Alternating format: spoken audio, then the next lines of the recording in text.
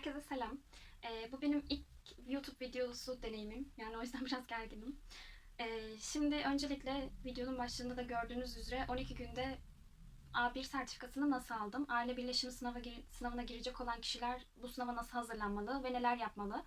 Kısa sürede hazırlanacak, yani bir ayı olan, belki 2 ayı olan kişiler de, bunlar da benim için kısa bence. Tabii ki bu kadar bir süresi olan kişiler ne yapmalı? Ben 12 günde bunu nasıl cesaret edip başardım? Sıfırdan nasıl Almancayı öğrenebildim ve A1 seviyesinde bir belge alabildim? Bunları anlatacağım sizlere. Şimdi öncelikle şunu söylemek istiyorum. Ben GÖTE sınavına girdim. Özellikle bunu başlığa da ekliyor olacağım. Siz izlediğinizde bunu görüyor olacaksınız. Şimdi GÖTE A1 sertifikasını almak için nasıl bir süreç izlediğimden de bahsedeceğim. Öncelikle neden GÖTE? Bunu söyleyeyim. Şimdi ben diğer sınavları da araştırdım bu süreçte tabii ki. Açıkçası isteğim hızlı bir şekilde sertifika alabilmekti. Çünkü benim işime yarayabilecek, çabuk erişebileceğim bir sertifikaya acil bir ihtiyacım vardı. Bu yüzden de piyasadaki aslında diğer bu sertifikayı alabileceğim kurumlara da baktım. Fakat bu kurumlarda şunu fark ettim. Basit bir sınav daha geç açıklanıyor. GÖTE için biraz daha zor deniliyordu. Hani araştırdığım kadarıyla bunu söyleyebilirim. Ama kesinlikle burada hiçbir şekilde endişeniz olmasın ki, bana soracak olursanız zor bir sınav değildi. Çünkü 12 günde ben başardıysam emin olun sizler de başarabilirsiniz.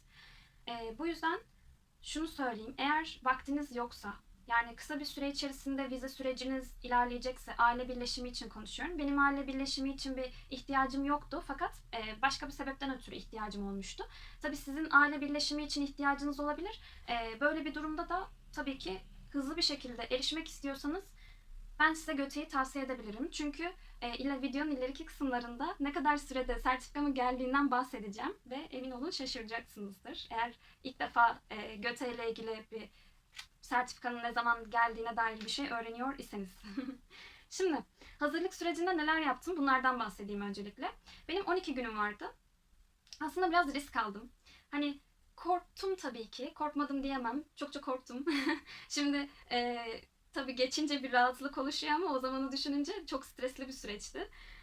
Çünkü bir an önce belgeyi elde etmek istiyorum ve en yakın tarihte alabileceğimi düşündüğüm bir kuruma başvuruyorum ve bu kurum için sınavının zor olduğu söyleniyor. Hani izlediğim videolarda, işte bloglarda vesaire. Bu beni biraz endişelendirmişti. Bu yüzden sizin önyargılarınızın ortadan kalkması için özellikle bu videoyu çekmek istedim.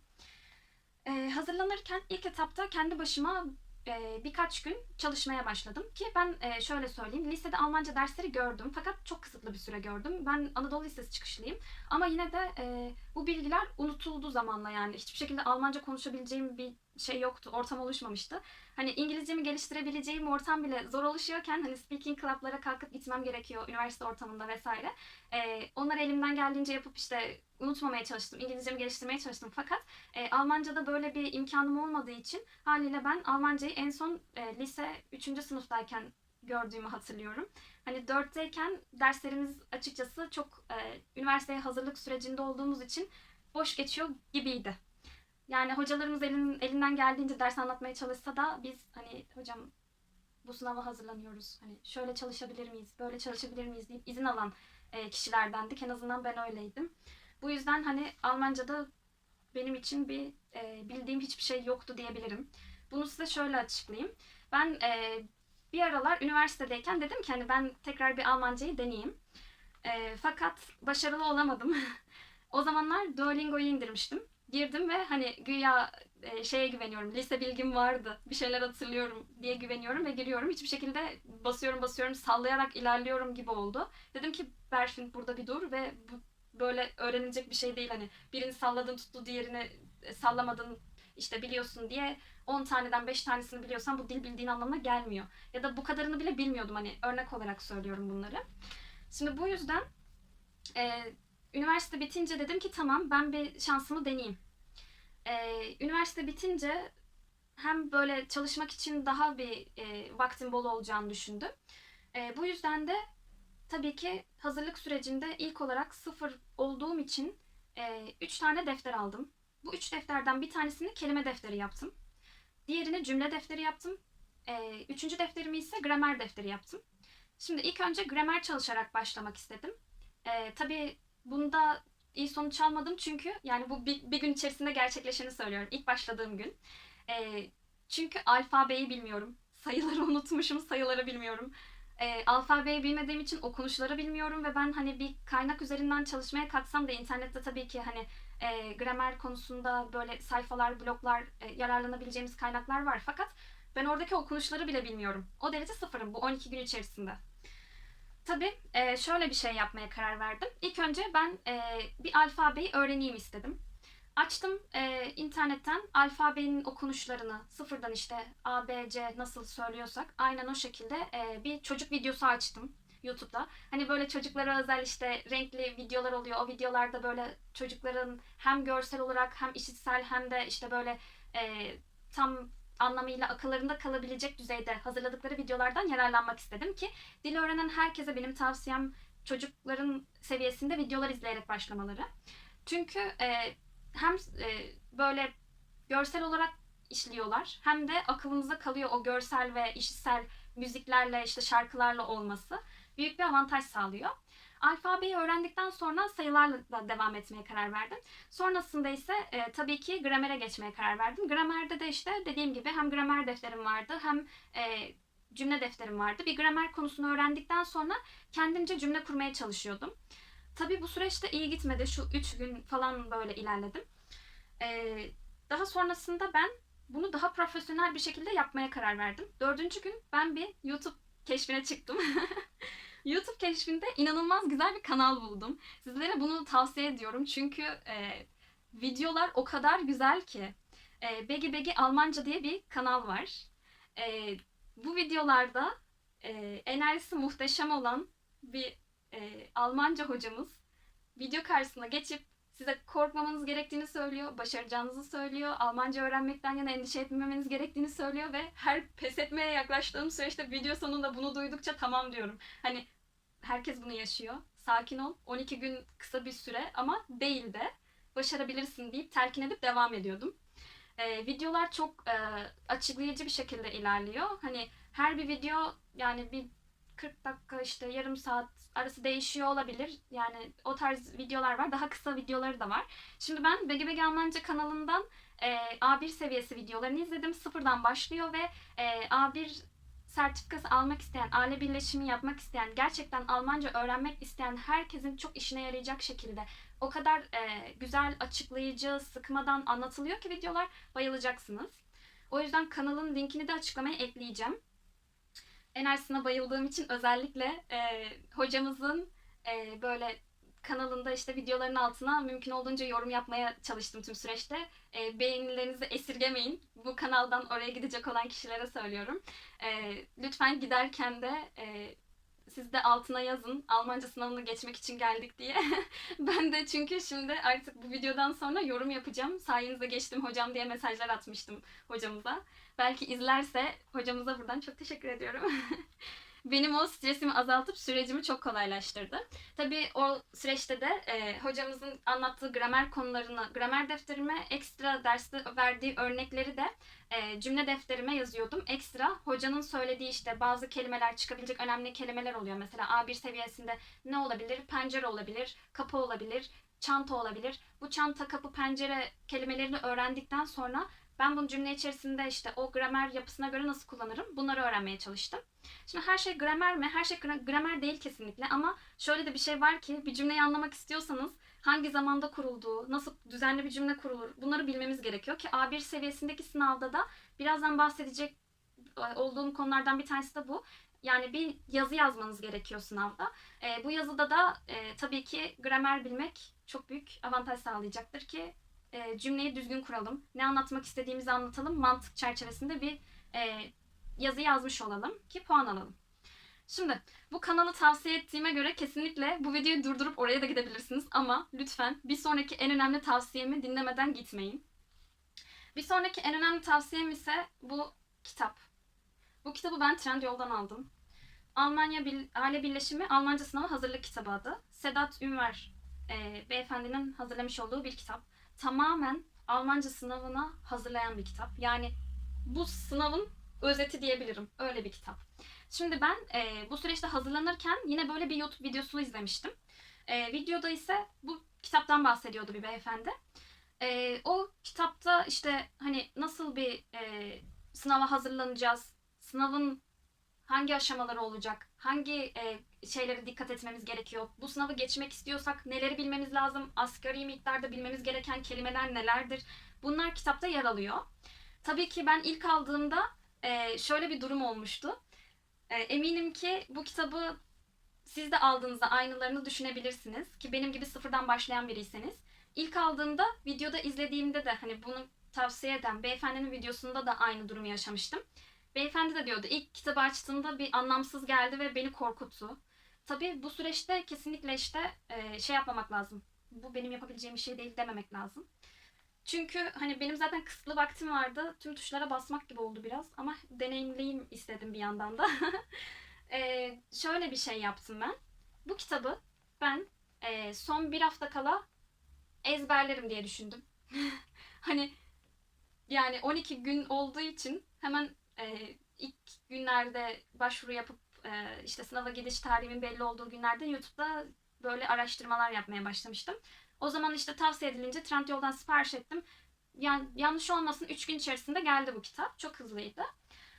Kitap geldikten sonra içerisine baktım. İçerisinde ilk etapta bilmemiz gereken en önemli şeylerden bir tanesinden bahsedeceğim. Şimdi sınavın nasıl bir sınav olduğunu anlatıyordu. Ben de size bunlardan bahsetmek istiyorum. Kitabın içerisinde bunlar da yazılı olduğu için özellikle internette de bulabilirsiniz tabii ki bu bilgileri daha önce araştırdıysanız da. Sınav ilk önce duyma ve anlama kısmından başlıyor. Yani bu tahtadan bir şey açıyorlar, video açılıyor işte sadece ses olarak yani şey değil hani bir görsel bir şey değil ses olarak açılıyor. Bu ses 3 tane bölüm var. 3 bölümden bir tanesinde yani ilkinde 2 defa dinleniyor. 2 defa dinlerken açıkçası ben şunu yapmaya çalıştım. En arkada oturuyordum. Biraz da gürültülüydü o gün dışarısı maalesef ki. O yüzden hani uğul uğul geliyor ses. Açıkçası sınav sonucum da bu yüzden biraz etkilendi. Bunları da anlatacağım ekstra aralarda ve en son sınav sonucumu da söyleyeceğim. Biraz hayal kırıklığı yaşadım o noktada ama 12 güne rağmen bence yine iyi bir sonuç diye düşünüyorum. Takdir edersiniz ki. İlk başta bu kısım hani ilk dinleyeceğimiz kısım 2 defa dinleniyor ve 3 tane şıkkı var A, B, C olarak. Bu kısımda bence hani size verebileceğim en büyük tavsiye şu. Kesinlikle saatlere çok çalışın. Rakamları çok iyi anlayın. E, Ve özellikle bir şey olumlu mu olumsuz mu bunlar biliyorsunuz ki şu an çalışıyorsanız biliyorsunuzdur. O noktaları yakalamaya çalışın. Çünkü bazı yerlerde hani soruların birkaçında çok çelişkide kaldığım durumlar oldu. Çünkü e, üç şıkkın üçünü de bahsettiği birkaç soru oldu. Üçünü de geçirdiği zaman şey diyorsunuz. Ya acaba hangisi doğrusu? Hani A şıkkını da söyledi, B şıkkını da söyledi, C şıkkını da. Hepsini duyduğuma göre nasıl ayırt edeceğim? Olumsuzluk eklerin işte olumsuzluk durumlarından ayırt etmeye çalışacaksınız vesaire. Ya da işte tam olarak 2 defa tekrar eden bir şey varsa bu yüksek ihtimalle doğru cevaptır demeniz gerekecek. Çünkü mesela işte saat 2'de geleceğim diyor. Saat 2'de geleceksiniz değil mi diyor karşı tarafta gibi. Sonra telefondaki diğer kişi de şey diyor. Evet saat 2'de geleceğim. Doğru anladınız gibi. Böyle bir konuşma geçiyor olabilir ki buna yakın tarzda işte cümleler geliyor. Oradan yakalamaya çalışın. Diğerlerinde işte şıkları da işte olumsuzluk durumlarından ayırt etmeye çalışın. Direkt eleyin. Tabii ki en önemli şey saatlerde ben zorlandım. Sayılarda zorlandım. Çünkü böyle aşırı hızlı okudukları için acaba hangisini söyledi, geçemedi de kalamı dedi. O noktada biraz hani şey oluyor olabilirsiniz. Hani benim gibi bir tık zorlanabilirsiniz. O yüzden hani mümkün mertebe şimdiden söyleyeyim. Bunlara çalışırsanız çok rahat olur sizin için. Gözünüz korkmasın. Bir sonraki kısım anonslar kısmı. Şimdi ilk kısım kısa konuşmalarda 2 defa dinleniyordu. Anonslar ise ikinci kısım bir defa dinleniyor. Anonslar açıkçası bir defa dinleniyor ama anonslarda doğru yanlış olarak şıklar var. Şimdi ilkinde A, B, C olarak 3 şık olduğu için hani ihtimal daha şey oluyor ama anonslarda hani 2 ihtimal var. Ya evet ya hayır. Doğru ya da yanlış. Hani o yüzden %50 şansınız var ve yüksek ihtimalle eminim ki bu kısmı kolay yaparsınız. 4 tane anons geliyor. Bu anonslarda da işte açık ve net bir şekilde anlayabilirsiniz diye düşünüyorum. Çünkü bu noktada benim tavsiyem şu olacak. Hazırlanırken ben kaynak araştırıyordum. Sınav örnekleri araştırıyordum. En azından ben GÖTE sınavına girdiğim için bunu rahatlıkla söyleyebilirim ki GÖTE sınavının internette örnek sınavları var. Bu örnek sınavları eğer çalışırsanız, ki bunlardan da bahsedeceğim, bu sınavlar yani sizi inanılmaz derecede hazırlayacak. Yani o sınavlara çok aşırı benzer sınavlar geliyor. Birebir aynısı gelmiyor ama bildiğiniz o sınavın büyük bir çoğunluğu aynı düzende ilerliyor. O yüzden hani dinlemenizi geliştirmeniz için dediğim gibi çocuk şarkıları olur, işte Almanca müzik dinlemek olur. Ben bunu da yaptım. Yemek yerken mesela boş kaldığım bir vakitte, işte çalışamadığım, video izleyemediğim durumlarda yolda yürürken takıyordum kulaklığı. Hemen Almanca çocuk videoları, Almanca müzikler, böyle ilerliyordum. Daha sonrasında üçüncü kısımdan bahsedeceğim. Üçüncü kısımda da telesekreter mesajları veya işte kayıtlar falan bırakılan mesajlar tarzı bir soru şekli geliyor. Bu kısım da 2 defa dinleniyor. 2 defa dinlenenlerde açıkçası şu rahatlığınız olsun. İlk de endişelendiğiniz, aklınızda takılan işte bu muydu bu muydu dediğiniz noktaları tekrar dinlerken o kısma odaklanın sadece. Hemen sonuç odaklı ikinci dinlemede eminim ki işaretleyebileceksinizdir. Dediğim gibi dinleme yaparsanız gerçekten çok kolay geçiyor o kısımlar.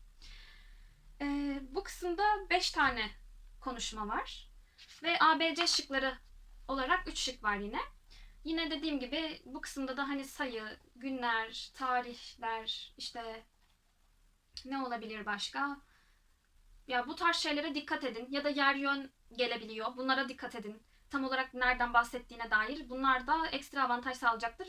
Yer yön konusuna ben çok çalışamamıştım. Hani 12 günde açıkçası kendi hayatımda çalıştığım bir iş yoğunluğum var. O yüzden hani tamamını bu eğitim sürecine aktaramadığım için orada biraz yer yön bilgim zorlandığım kısımlardan birisiydi ama siz lütfen çalışın. Diğer bir kısım okuma ve anlama bölümü. Sınavın ikinci bölümünden bahsediyorum. Okuma ve anlamanın ilk kısmında ise kısa parçalar var. Açıkçası bu kısımlarda zorlanacağınızı pek sanmıyorum. Burada kelime bilgisine ihtiyacınız olacak. Yani ne kadar çok kelime ezberi yaparsanız, ne kadar çok kelimeleri cümle içerisinde kendi başınıza kullanırsanız, hiçbir şekilde işte translate kullanmadan yaparsanız bu süreci, o kadar çok bu kısmı kolay geçersiniz. Ve size en büyük tavsiyelerinden bir tanesi Duolingo kullanmanız. Ben bu süreçte işte kelime ezberlerken Duolingo'nun o sürekli yanlış yaptığınız şeyleri tekrar tekrar karşınıza çıkartması, işte tüm bölümlere geçmeye çalışırken yeni kelimelerle birlikte pekiştirmeye çalışması, hem gramer artı kelime yapmasından kaynaklı çok rahat etmiştim. Diğer bir kısım küçük ilanlar veya internet sayfaları kısmı. Bu internet sayfalarında bence dikkat etmeniz gereken şey şu. Bu arada kısa parçalarda 2 tane metin oluyor. 5 soru oluyor ve doğru yanlış olarak oluyor. Küçük ilanlar ve internet sayfalarında ise e, A ve B şıkkı oluyor ve böyle 2 parça olarak geliyor karşınıza. İşte web sitesinin böyle içeriği nelerdir onlar yazıyor. 5 soru oluyor burada da. Genellikle o kısımda şuna dikkat edin. Benim en büyük tavsiyem şöyledir ki e, tam olarak soruda ne istediğine dikkat edin ve sorunun cevabını bazen çıkarımla, bazen de direkt olarak görebilirsiniz. Ama genellikle çıkarım yapmanız gerekiyor. Mesela bana şöyle bir soru gelmişti, onu hatırlıyorum. Yani bir üniversite öğrencisi yarı zamanlı iş arıyor. Hani üniversite öğrencisi olduğu için bu kişi hafta içi üniversiteye gitmesi gerekecek. Bir ilanda işte yarı zamanlı ama hafta içi günler yazıyor. Bu yüzden günleri de bilmeniz lazım. Hafta içi mi hafta sonu mu, bu kelimeler nedir, bunu da ayırt etmeniz lazım. Diğerinde ise cumartesi ve pazar günleri çalışma günleri olan internet sayfası var. Şimdi bir hafta içi yarım gün çalışma, biri de cumartesi pazar yarım gün çalışma gibi düşünün. Tabii ki bir üniversite öğrencisi yarı zamanlı çalışmak istiyor ama hani ona uygun olabilecek, işte sorunun devamında işte koşulları söylüyordu. Ona uygun olabilecek hangisi? Hafta sonu çalışması. Bu çıkarımı yapmanız gerekiyor. Hani bu tarz sorular geliyor. Ya da mesela bana şöyle bir şey gelmişti sınavda. Bir bisiklet, örnek veriyorum, şu an aklıma gelmiyor. Malzemenin ne olduğu. Eşya gelmiyor yani. Bisiklet diyeyim. Bisiklet kırılmış ve tamir edilemeyecek bir durumda. Şimdi sizin bunu ayırt etmeniz lazım. Tamir edilemeyecek kelimesini bilmeniz gerekiyor. İşte bu tarz asgari bilmeniz gereken kelimeleri ezberlemeniz lazım. Bu işte tamir edilemeyecek durumda. Ama ilanların birinde tamir ilanı var. Diğerinde ise sıfır bir bisikletin satın alınabileceği bir tanıtım ilanı var. Tabii ki seçmeniz gereken sıfır bir bisiklet tanıtım ilanı. Çünkü tamir edilemeyeceği yazıyor soruda. Bunun gibi kısımlar var. Bunlara dikkat ederek AB olarak seçeceksiniz. Bir sonraki kısım ise levha ve tabelalar. Mesela işte bir kafenin açılış kapanış saatleri. Mesela işte arkadaşımla yemeğe gideceğiz yazıyor soruda. Yemeğe gidecekken işte hangi gün, işte biz cumartesi günü gitmek istiyoruz.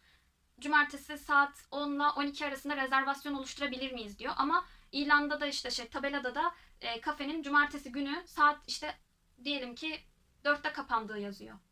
Siz bunu hangi gün hangi çalışma saati aralığında olduğunu da anlamanız ve ona göre cevap vermeniz gerekiyor. Açıkçası bu kısımlarda zorlanacağınızı düşünmüyorum. Bir sonraki kısım Schreiben kısmı. Aslında bu yazma bölümü sizi endişelendiren kısım olabilir ama bence kesinlikle şu kitabı alırsanız, yani o kısım en basit kısım olacak. O kadar açık konuşuyorum.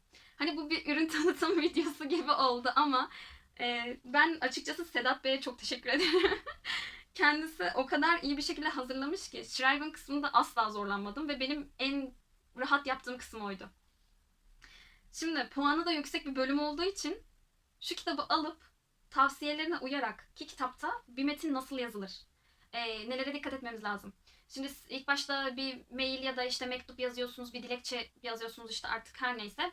Bunu yazarken selamlama nasıl yapılır, kapanış nasıl yapılır, giriş bölümü, işte hani içeriğin giriş bölümü, işte kendini mi tanıtacaksın, bir şey mi isteyeceksin, artık soruda senden ne istiyorsa bunu hangi cümleyle nasıl kurman gerekiyor, en basit bu cümleye nasıl cevap verirsin, bunların hepsi kitapta yazıyor. Hani şöyle cevap verin, böyle bir şey gelirse şu cevabı verin tarzı şeyler yazıyor. İnanılmaz açıklayıcı ve güzel.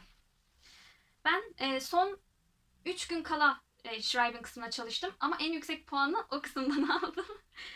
Puanlarımı en sonunda anlatacağım için emin olun bu tavsiyemin ne kadar haklı olduğunu aldığım puanı öğrenince siz de hak vereceksinizdir. Şimdi ilk başta bir form doldurma kısmı karşılıyor bizi yazma bölümünde. Yazma bölümünde bir dediğim o form kısmında bir metin oluyor. Bu metinde işte bir kişi bir durumunu anlatıyor. İşte mesela bir tatile gidecek, otel rezervasyonu yapmak istiyor ve siz onun için bir form dolduruyorsunuz. Rezervasyon formu dolduruyorsunuz gibi. Ya da bir ev arıyor. Siz bu aradığı evle ilgili bir şey dolduruyorsunuz. Ya da bir hastaneyle ilgili bir şey form dolduruyorsunuz. Hastalığını yazıyorsunuz. İşte ne zaman hastaneye geldi, ne zaman gitti. Bunlarla ilgili şeyleri yazıyorsunuz. Bu kısımda size verebileceğim en önemli tavsiye kesinlikle şu. Mesela ben Berfin dedim. Benim adım belki formda soruluyor olabilir. Bu yüzden adımı yuvarlak içine alın gibi. Ya da yaşımı söyledim. Doğum tarihimi sorabilir. Doğum tarihimi söylediysem onu yuvarlak içine alın hemen. Doğum yerim. Bunlar sorulabilir. Bu kitapta yine bu tarz bir formda gelebilecek sorular ve sizin bu formu nasıl doldurmanız gerektiği yine anlatılıyor. Kesinlikle alınması gerekiyor. Yine ürün tanıtımı. Şimdi bir sonraki kısım kısa bir mektup yazma ve e-mail yazma. İşte bu kısımda da konu verildi. Giriş kısmını yazdınız, yani selamlama bölümü. İşte içeriği yazdınız. Sizden işte 3 maddelik bir şey istiyorlar. İşte diyorlar ki ona gelirken ne getirmesi gerektiğini söyle. Mesela doğum günü partisiyle ilgili bir mail yazman lazım. Arkadaşınızın bir doğum günü partisi var ve siz oraya şey yazacaksınız. Gelirken ne getireyim? Bunu sormanızı isteyebilir. Ya da işte saat kaçta başlayacak ve yer neresi olacak? Ya da işte yardıma ihtiyacın var mı? Bu tarz 3 tane şey gelecek. Hani sizden sormanızı istediği ya da söylemeniz gerektiğini yazan. Hani diyelim ki siz düzenliyorsunuz. Saat 3'te herkesi doğum günü partime bekliyorum. Parti benim evimde gerçekleşecek diyeceksiniz. Bunları işte 3 tane şey gelecek ve siz ona göre cümle kuracaksınız. Kitabı alırsanız çok kolay geçer. Eğer kitabı almazsanız ve kendiniz kendi başınıza çalışmak isterseniz kesinlikle ilk önce e-maillerde giriş için selamlama nasıl yapılır? İçeriği nasıl basit bir şekilde yapabilirim? Kolay kelime kalıplarını ezberleyin. İşte rica cümlelerini ezberleyin. Hani lütfen bana kısa sürede lütfen bana kısa süre içerisinde geri dönüş yap. Ya da işte lütfen partime gel. işte seni orada görmekten mutluluk duyarım. Sizlere katılmak benim için işte büyük bir keyif olacak gibi, işte şu an Türkçe söylerken bile sıkıntı yaşadığım bu cümleleri Almanca bir şekilde ezberlemeniz gerekecek. Ben açıkçası şu kısımda şunu söyleyeyim. 30 kelime civarı bir kelime istiyorlar metinde. Yaklaşık olarak 30 kelime olması gerekiyor. Çünkü hani zaten o 3 tane verdikleri başlığı, hani asıl istedikleri 3 tane o şeyi siz yaparken o 30'a yaklaşık bir şey oluyor. Araya bir iki tane böyle şey sıkıştırın. Ben öyle yaptım, hani mesela senin gelmen beni çok mutlu eder. Bir arkadaşıma mail atıyorsam ya da bir kişi kuruma mail atıyorsam, e-mail yazıyorsam şunu çalışırken şunları yazıyordum. Kısa bir süre içerisinde dönüş yapmanızı bekliyorum. Ya da arkadaşıma yazıyorsam şu tarihlerde işte benim doğum günü partime gel dedikten sonra, benim doğum günü partim var seni bekliyorum dedikten sonra bu tarihler sana uyuyor mu? Senin için iyi mi? Hani bir sıkıntı oluşturur mu? Hani bunu basit bir şekilde küçük cümlelerle süslersiniz. O şekilde halledebilirsiniz. Ufak kelimeleri ezberleyin. Sana uyar mı demek her yerde kullanılabilir. Size uyar mı? Hani özneyi değiştirdiğiniz zaman bu tarz şeyler sıkıntı olmadan ezberleyebileceğiniz kalıplar. Daha sonrasında konuşma bölümü var. Konuşma bölümü benim dramım. Neden diyecek olursanız. Şimdi konuşma bölümü de 3'e ayrılıyor. Aslında bu ayrı ayrı oturumlar gibi olmuyor. Tek bir oturum. Şimdi ben bunların hepsini sınav gününe uyarlayarak anlatayım. Hazır konuşma bölümüne gelmişken. Şimdi sınava ilk gidiyoruz. Sınavda ilk duyma ve anlama, işte okuma ve anlama, yazma kısımlarını bir sınav olarak giriyorsunuz. Hani yazılı bir sınav olarak giriyorsunuz. O sınav bittikten sonra liste yayınlanıyor. Kapıda bekledik işte biz. Kapıda beklerken işte listede kimlerle birlikte sınava gireceğinizi görebiliyorsunuz ve hangi saatte olacağı görülüyor. Bekliyorsunuz ve sizi içeri çağırıyorlar. Çağırdıklarında da ilk sınıfa girdiğinizde oturuyorsunuz. Sizden telefonların kapalı olmasını istiyorlar ki aşağı teslim ediyorsunuz sınavda da bu arada. Telefonlarınızı topluyorlar, kapatıp verdikten sonra çıkıyorsunuz. Ben konuşma kısmında bu sınavın gerginliğini hala üzerimden atamamıştım. Çünkü benim sınavımda bunu lütfen yanlış anlamayın. Hiçbir şekilde ırkçılık değildir bu söyleyeceklerim. 3 tane Suriyeli hanımefendiyle birlikte sınava girdim konuşma bölümünde. Hanımefendiler maalesef ki biraz Türkçe anlamakta zorlanıyorlardı. Kapıda açıkçası şunu yapmayı planlıyordum. Hani birbirimize basit cümleler, örnekler verelim ki hani o minimalde sorulara çalışırsak birbirimizi de hazırlamış oluruz hem sınav zamanına kadar. Hem de basit cümleler sorup basit cevaplar verelim ki hiç kimse zorlanmasın diye böyle bir iletişime geçmek istedim. Fakat kendileri maalesef ki Türkçe bilmedikleri için hani çok açıkçası iletişim kuramadık. İngilizce devam edelim dedik. O da biraz sıkıntılı olunca dedim ki tamam hani artık yani yapacak bir şey yok. Artık sınavda nasıl gelir, nasıl yaparız biraz sürpriz olacak benim için dedim. O beni çok streslendirdi. Tabii bu bir şans işi. Sadece benim sınıfım işte sınava girdiğim o 4 kişilik grupta 3 Suriyeli vardı. Ve hani belki size denk gelenler Türkçesi iyi olabilir vesaire. Bu şekilde anlaşın. Mümkün mertebe kapıda ufak ufak birbirinize cümle tüyoları verin. İşte ben bu tarz kalıplara çalıştım deyin ki karşı tarafta gelebilecek tarzdaki soruları en azından kestirip cevaplarını çalışabilsin. Şimdi ilk girdik ve kendini tanıtma kısmıyla başlamadan önce hocalarımız kendisini tanıttı. İşte kendilerinden bahsettikleri bir şey vardı. Hepimizin önünde bir kağıt vardı. İşte kağıtta şey yazıyor. Adınız, soyadınız, işte ne bileyim yaşınız, mesleğiniz, nerelisiniz vesaire. Bunları hatırlatacak bir kağıt vardı. Hatta şu kitapta olması lazım. Size o kısmı göstermek isterim. Bulabilirsem tabii ki. Herkes sırasıyla böyle tek tek önündeki kağıdı bakarak da söyleyebilirsiniz. Bakmadan da söyleyebilirsiniz. İlla ki o kalıplara şey olacağınız diye bir şey yok. Hani şöyle bir kısım vardı. Görebiliyor musunuz acaba? Şu an gözüküyor galiba kamerada. İşte meslek, ailenizle ilgili, hobiler, bildiğiniz diller, adınız, ikamet yeriniz, yaşınız vesaire bunlardan bahsedersiniz. Ki gitmeden önce bir metin hazırlayın. Bu metin üzerinden çalışın. Benim tavsiyem o. Ben biraz ezber yaptım gibi oldu. Takıldığım yerde de kağıda baktım. Kağıtta işte konular yazdığı için mesleğimden falan bahsettim sonrasında. İkinci kısımda ise şöyle ki, pardon, ikinci kısma geçmeden önce kendimizi tanıttıktan sonra hoca şunu istedi. Mesela bana şunu sordu. Kendi ismini hecelemek değil de işte alfabeye göre işte B, E, R, F, I, N diyorum ya ben bunu Türkçe. Bunu Almanca bir şekilde yapmanı istiyorlar. Bu yüzden alfabeyi kesinlikle bilmeniz gerekiyor. Hani zaten bir dili öğrenirken alfabe bilmeden çok zor bir şekilde yüzeysel öğrenmiş olursunuz ve okunuşlarda da zorlanırsınız. Bu çok zor bir şey. Bu olmadan nasıl olur düşünemedim şu an. Daha sonrasında telefon numaramı, rakamları bilmeniz gerekiyor burada da. İşte 0, 5, 4, 3 şeklinde nasıl söylüyorsam bunun işte Almancasını istiyorlar. O şekilde Almanca bir şekilde siz bunu söylüyorsunuz. Bunu yaptıktan sonra da ikinci kısma geçiyoruz. Artık konuşma kısmı burada başlıyor. Bu kısımda karşı taraftan bilgi isteyeceksiniz. Bir konu hakkında mesela işte. Ya da işte soru soracaksınız karşı tarafa. Masanın üzerine kartlar bırakılıyor. Dilediğiniz kartı o an alabilirsiniz ya da işte size belki gireceğiniz sınavı bilmediğim için hani denk gelecek düzen nasıl olur bilmediğimden size direkt olarak bir kart da verilebilir.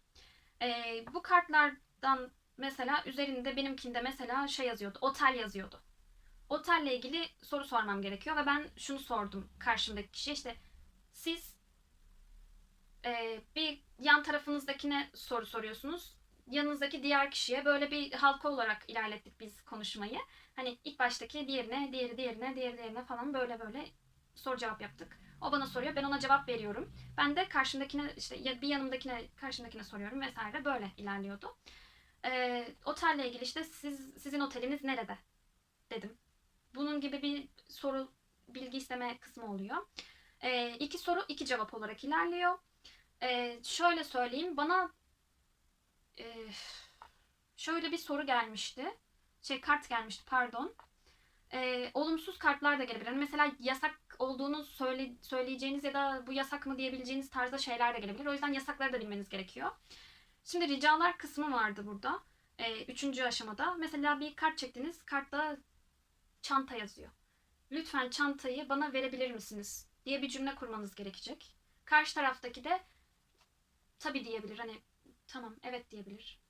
Hani ya da yasak kartı çektiyse şey demesi lazım, hani özür dilerim işte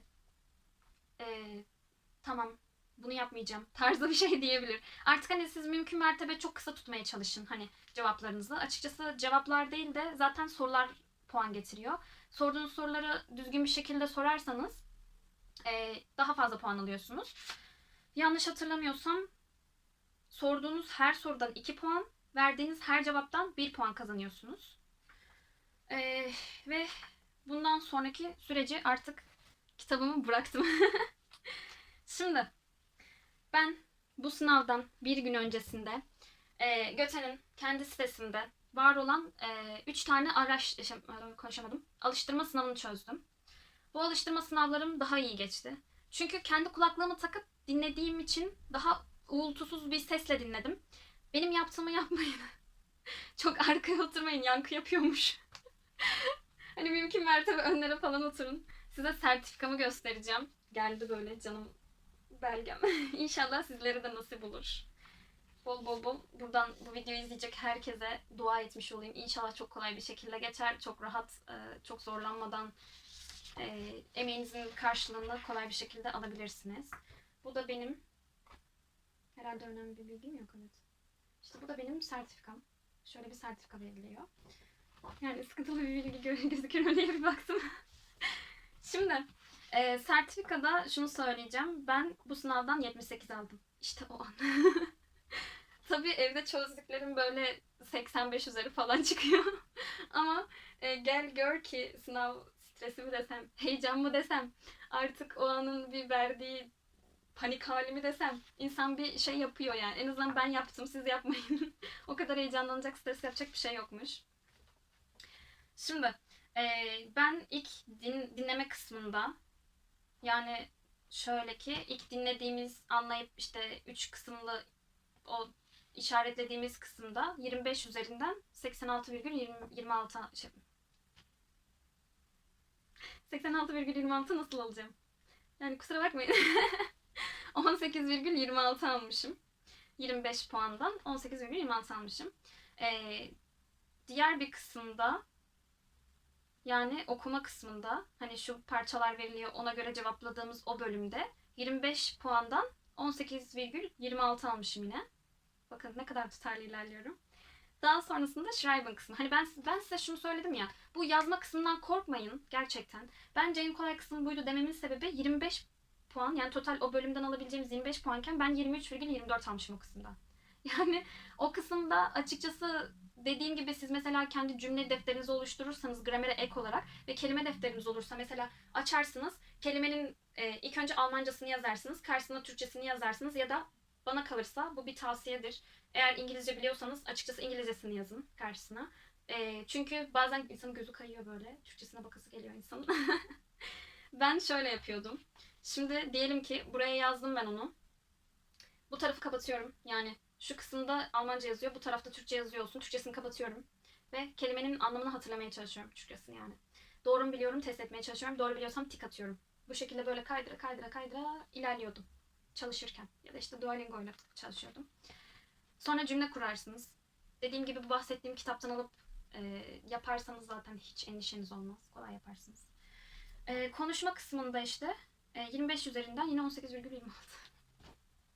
Tutarlılığımı görüyorsunuz. 3 bölümde 18,26 almışım. Sonuçta da işte 78 puanla 100 üzerinden, yani totalde 100 üzerinden 78 puanla bu belgeyi aldım. Şimdi videonun başında bahsettiğim neden Göte kısmına geri dönelim hemen. Şimdi bu sonucu ben bu arada Beyoğlu Şubesi'nde, İstanbul Beyoğlu Şubesi'nde sınava girdim. Çok tatlıydı hocalarımız. Buradan eğer video izleyecek olurlarsa hepsine selamlar. Enerjileri çok güzeldi. Açıkçası heyecanıma rağmen hocalara işte biraz böyle, inşallah sizlere de en iyileri denk gelir. Böyle en rahat olacağınız kişiler denk gelir. Bizim heyecanımızı aldılar açıkçası, öyle söyleyeyim. Biraz daha rahatladım. Eve döndüğümde, benim evim karşıda. Eve döndüğümde dedim ki tamam yemek yiyeyim. Ben yemek yerken acaba bir baksam mı sisteme dedim. Sonucumu o zaman gördüm. Aynı gün ben eve dönene kadar işte o süreçte okumaya başlamışlar ve sisteme girmişler. Ki bu açıkçası uzun bir süreç almadığı için direkt sonucumu ekranda görüyor olabildiğim için şey dedim, yani şaka mı bu? Muazzam bir şey. Bu kadar kısa bir sürede alabilirsiniz ki eğer geçemezseniz bile. Bakın bu durumlar da olabilir. Herkes başaracak, herkes tekte geçecek diye bir durum söz konusu değil. Bunu tekte başaramasanız bile emin olun ikincisinde çok rahat bir şekilde başarabileceğiniz kadar süreniz size kalacak. Kısıtlı bir süreniz olsa bile aynı gün açıklanıyor olması bir sonraki sınav tarihine hızlıca başvurmanızı sağlayabilir. Ben bu yüzden tercih ettim ama tekte geçtiğim için şanslı hissediyorum kendimi. İnşallah sizler de aynı süreci yaşarsınız, hani böyle çok rahat, çok kısa sürede halledebilirsiniz ki kimileri ailesi, kimileri sevdiği kişilerle bir araya gelmek için bu sınavlara giriyor. Kapıda konuşacağınız, tanışacağınız sıcak bir ortam oluşuyor. Ben bunu diğer videolardan izlediğimde de nasıl olacak acaba diye düşündüğümde de gittiğimde onların bahsettiği gibi oldu. Emin olun ki benim videomu izleyip de aynı durumları yaşayacak kişiler de olacak. Videonun altına bunun yorumlarını başardıktan sonra, başaramasanız bile tekrar dönüp çalışmak istediğiniz için motivasyon kaynağı arıyorsanız bilmiyorum bu motivasyonu sağlayabiliyor muyum ama lütfen endişe etmeyin. Herkes yapabilir. 12 günlük kısa bir süreçte hallettiğimi söylüyorum sıfırdan. Sizler belki bu videoyu bir ay kala izliyorsunuzdur. O yüzden az bir süreniz yok. Az kaldı diye stres yaşamayın. Hep olumlu pozitif tarafından bakın. Siz bir dili sıfırdan öğrenmeye çalışıyorsanız bu büyük bir zorluk. Farkındayım ki Almanca zor bir dil. Bunu da biliyorum. Öğrenirken derdi das. Ah, artikerler. O yani hepimizin çilesi. Çok iyi anlıyorum. Ben şu an açıkçası şunu söyleyeyim.